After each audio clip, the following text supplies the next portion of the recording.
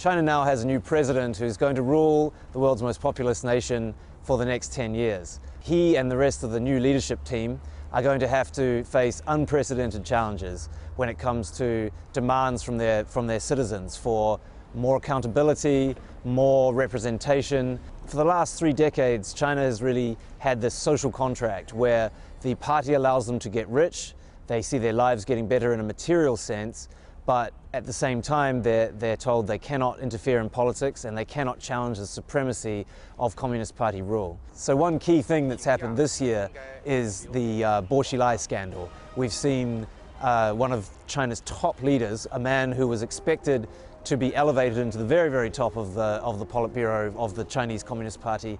He was taken down in an amazing political coup, really. His wife was convicted earlier this year, handed a suspended death sentence for the murder of a British businessman, Neil Haywood, and Bo Xilai is probably going to go on trial in the next couple of months in connection with that case. Bo Xilai,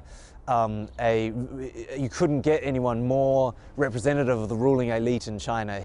The fact that Bo Xilai was taken down in this way shows that there's really increasing factionalism at the top of the party, and the uncertainty that it threw up in this very important year of a transition shows just how delicate things are at the very top of the party amongst the elite, how really the party, despite 20 years of trying to institutionalize its rule, it really still hasn't quite found a way to deal with the factional infighting, with the way that that power is distributed at the very top of this country's political system.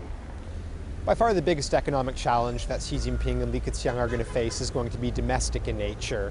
For the last 10 years, the economy has been driven by lots of investment, lots of exports. That's allowed China to grow at an average rate of over 10% a year for the past decade. That growth model now has to be shifted. Investment has got to slow. Exports are slowing. They're trying to transition to a more consumption-led model, but that's easier said than done. The 3 big reforms they need to get there involve limiting the power of state-owned companies, freeing up the financial system, and building up a much stronger welfare state. All of these are very difficult in their own right, and they have the party bumping up against vested interests. It's going to be a very challenging 10 years for them to succeed in actually changing the growth model of the economy, which is what they need to do to sustain growth at a level of, say, 6 to 7% a year.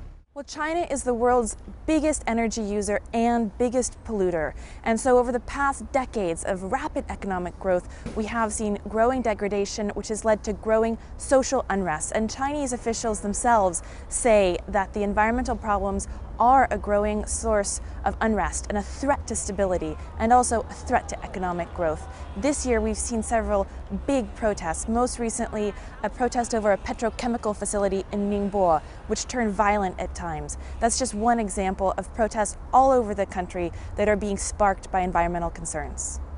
Well, we have seen big trouble between China and Japan for months now. China has reacted furiously to a move by Japan to nationalize some of the Senkaku Island group, which China also claims as part of its territory. And this dispute had been kind of dormant until 2 years ago, but now it's really out in the open, and China has signaled that it wants to change the status quo. It wants to challenge Japan's actual control of the waters around these islands.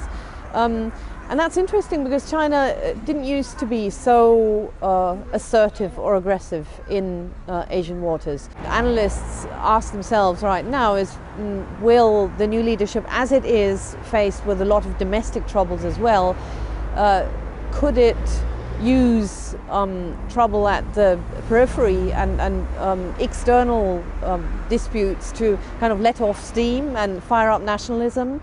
So the potential for that is there as well.